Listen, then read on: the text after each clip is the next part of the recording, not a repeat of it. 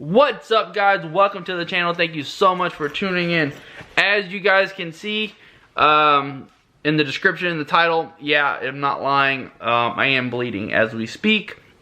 Before we get into that, I want to give you guys a heads up that I potentially will be splitting the channel into two.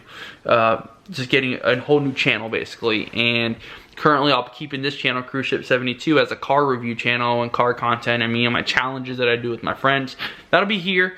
The other one will be the LVAD videos, and so I can keep you guys in the loop. So when you guys are coming in looking for my content, LVAD related, you're not scrolling through trying to find, going through my car videos. I just want you guys to find all that, and you know what you're looking for, and I want to make sure I dedicate content to the correct channel, and so on. So we'll get into that later.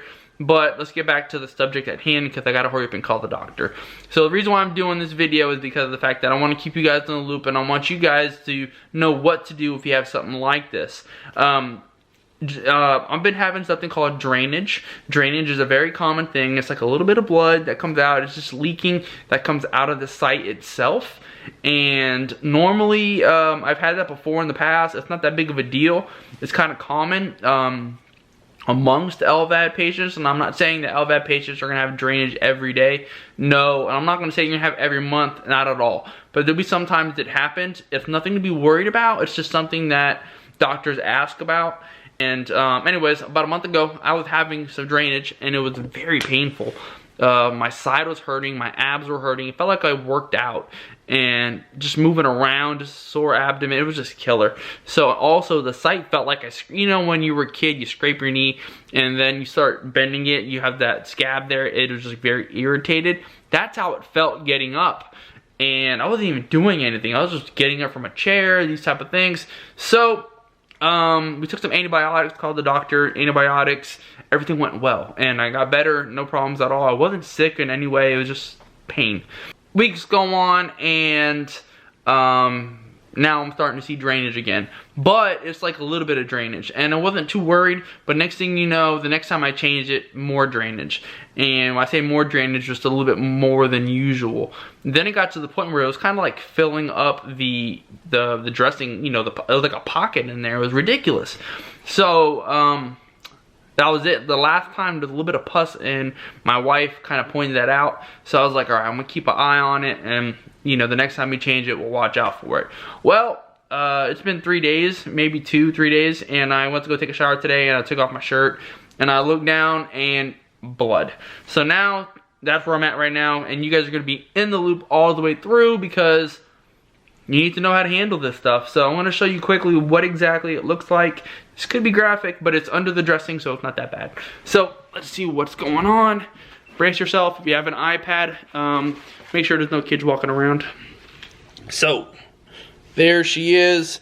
It's a little bit on the hard side here. Let me focus there. There we go. It's hard. It's dry blood. Nothing to worry about here. But and I had some irritation here. Something that I've never had before. What the? Oh. Sorry, it's the angle. That's my belly button. Back to here. That's the dressing. Oh, thought I had something else. So that's the site that I'm seeing. So we're gonna go ahead and call the doctor and see what we got to do. All right, so let's do that. The adult heart failure, heart transplant, and ventricular assist device program at UF Health. So it's after hours. Answered Monday through Friday, 8 a.m. to 4:30 p.m. They always have somebody on call though. Our after-hours answering service. If this is a medical emergency, please hang up and call 911. Thank you for calling the Health and Recorded Line. My name is Jasmine. May I help you? Adult heart transplant? Yeah, I'm going to this week. I don't want to you know, that, and just take a more time. Yes, my first. Yes. 226 493. Correct. And who's the doctor you normally see? Dr. Ahmed. Alright, and do you know where like the bleeding is coming from? I don't. It's just my site itself, where the wire's coming out of. So hold on one second. I'm gonna see if I can get somebody on the phone for you to be able to speak with about this, okay? Alright, thank you. Always have your doctor on call. I saved the number. Don't just go based off of your hospital's number, because then you're gonna have to go through some directory, you know, some type of operator. Then they gotta transfer you over, have that direct number and also have their fax saved on your phone, so that any documents or any questions, you can just pull that up. It is so convenient to have these little things like that. We don't think that far just because, you know, we always think, oh, at the hospital, it's the same number every time. But if you can get straight to the direct line of the office itself, it's a big time saver and helps so much. Hi, Mr. Cruz. How are you? I'm doing great. How are you? Good. This is Kate. What's going on? Hey, Kate. How's everything? Well, I called probably about a month ago, probably a month and a half ago, back in December. I had some pains on my side where the site is, for my LVAD, and we went ahead and there was some irritation, things like that, but that was a while ago, and we got some antibiotics and things like that, and it's been good since. But in the meantime, though, I've been having drainage. I believe it's drainage. You know, a lot of dried blood. So we've had to change a little bit more than we normally do. We normally just change it once a week. I've been going twice a week. Are you talking about the drive line? Yes, the drive line side. Yes, the drive line. Oh, okay. And so we've been having to change it just a little bit more. Today, we changed it probably like 3 days ago. And then this morning, I came home from work, went to go take a shower, and I saw that there was blood there. But the weird thing is I'm not having any pains or anything of the sort. Nothing at all. And I'm not feeling sick or anything. I'm functioning perfectly fine. It's just constantly some type of dried blood there. Another thing that I'm noticing is when we were cleaning it, I believe my wife said there was some pus at one point. I don't know, though, if that's really what it is. I wasn't going to look at it because I'd probably pass out, to be completely honest with you. I'd get... How long ago was the pus? I want to say the last time we changed it, which was around potentially Monday.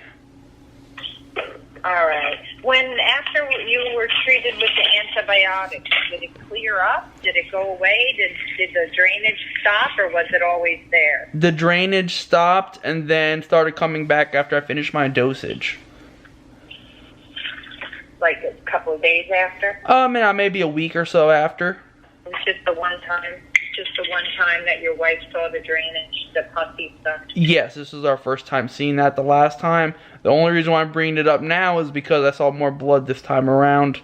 You know, I didn't even do anything. You know, I do things throughout the day, and I don't work a crazy job. I sit at a desk all day, so there's no reason why I should be doing that. Probably need the culture, the drainage, to see what's growing so that we can treat it appropriately. Okay.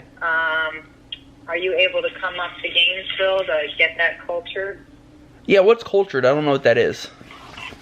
Oh, that's where we swab it. We swab the site to try to see what bacteria is growing. Okay. So that we can treat it better. All right. Is that something that, like, I have to wait weeks for results, or is that like an instant thing? No, you don't. We can always treat you with the same antibiotics, but I don't want to necessarily restart the antibiotics if you're able to come in, you know, tomorrow or Monday for a culture. Okay. Yeah, I can do that. Yeah, will it be a long procedure? I'll just be in and out in about an hour? Yeah, no, you'll be in and out. We're going to just take down the dressing, take a look at it, swab it, and send it off for culture, and that's it. Sounds good. I can do that. All right, thank you. Thank Have you. A good evening. You too. All right, bye-bye. All right, bye-bye. So as you can tell, that's what, as you just heard, I'm going to the doctor tomorrow. So they're going to be doing something called a culture. You guys heard everything. I'm not going to repeat it. But ultimately, and I'm going to repeat it because I'm doing it anyways. It's my video. I can do what I want. We're going to go get some swabs. It should be an in and out procedure. And they'll let me know. Just let me know if there's nothing to be worried about. I'm going to drive in to Gainesville. And I'm pretty sure we'll be good. So you'll see you guys. The next clip will be me on the road. Alright, so it's the morning time. We're heading to Gainesville. I'm a little late because I hit that snooze button a little bit too much. But I'm going to use the B-roll. I'll see you in a second.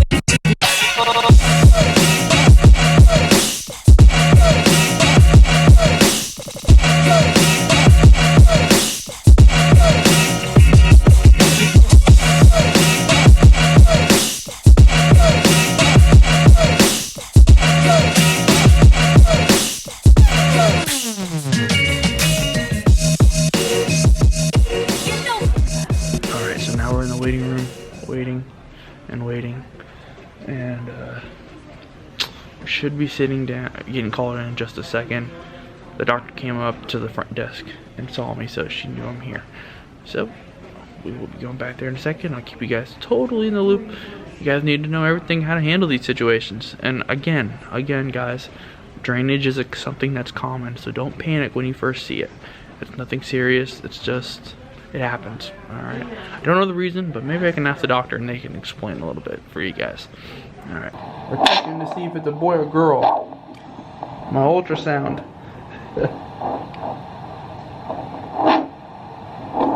So normally you have to do this every single time you come into, if you're an LVAD patient, they're gonna have to check your return to flow. And for me, they always have a hard time finding it. I'm gonna be quiet so she can hear.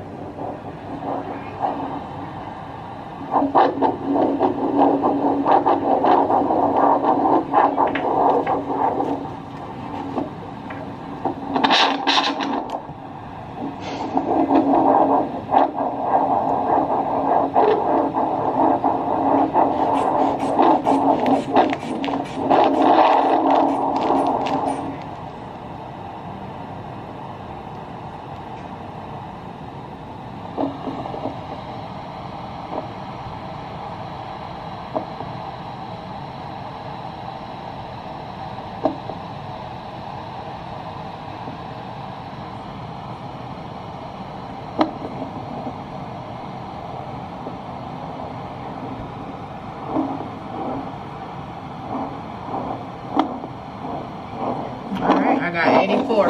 84. We're consistent. You're the whisperer, man. It took you less than like 30 seconds to find it. Everybody else takes at least 5 minutes. Really? Yeah, they try both arms. When I first put it on, I was like, oh, he might be a difficult one today. And you were on, look at that. You're gonna be on YouTube and everything. So man, you were totally handled it. Hey. Ice cold, ice cold. Perfect, perfect. There we go. Alright, they're gonna download me. So also when you come into the doctor, they're gonna download you and see all your numbers. So it's from our YouTube channel. So unfortunately when I got in there, we started recording, they told me that hospital policy can't record, even though it's my own information. I wasn't recording anybody else, just my own hospital stuff. But not a big deal. It is what it is, but I'm gonna tell you exactly what went on in there and tell you what you guys need to know. So wait till I get about to pick up my car. I'll mount the camera up and we'll talk in just a second. All right, guys, on the way back to Ocala. Unfortunately, I didn't get much footage in there, like I mentioned.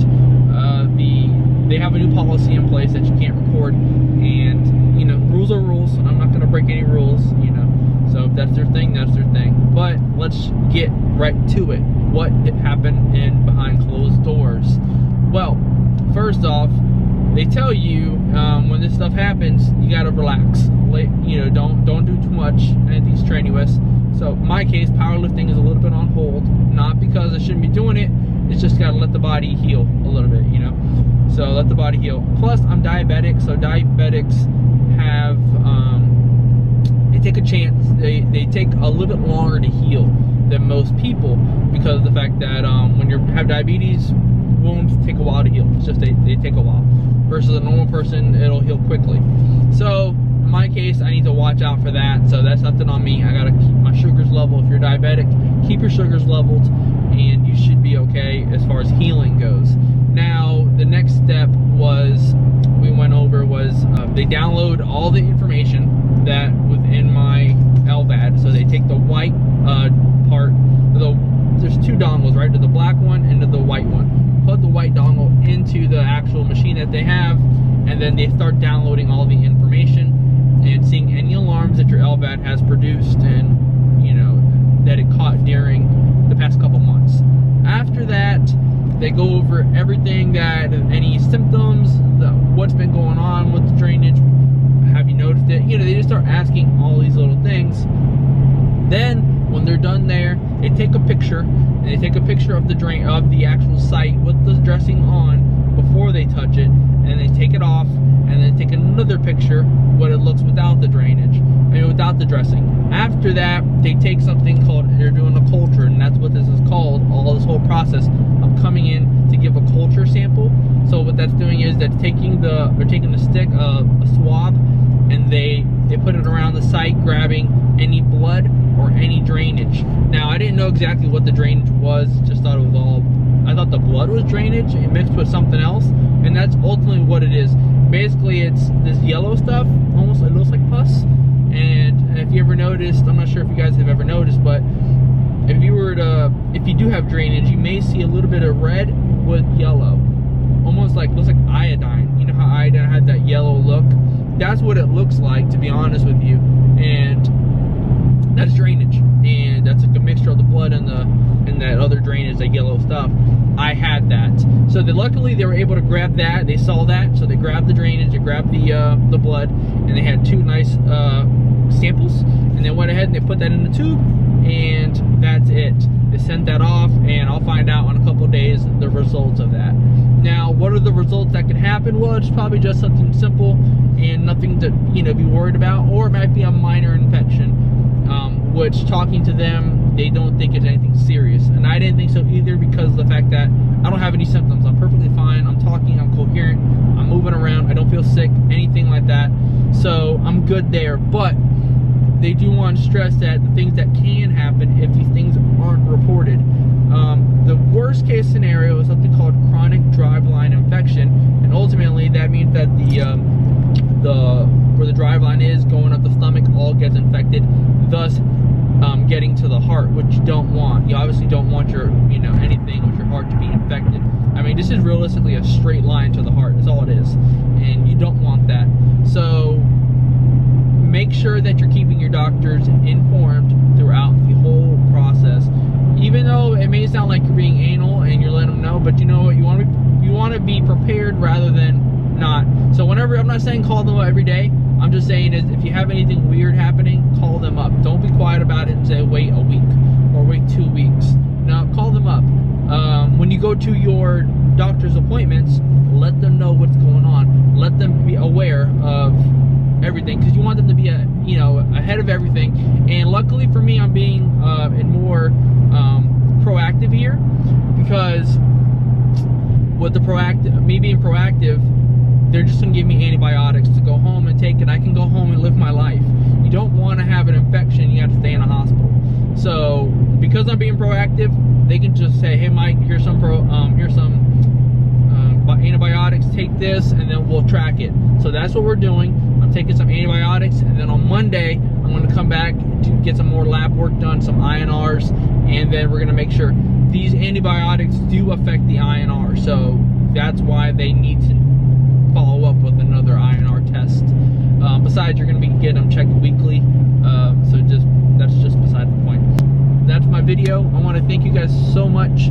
Like I said in the beginning of the video, potentially down the road, I'm going to be splitting the channel into 2, doing an LVAD channel, and then this channel will be a car related channel.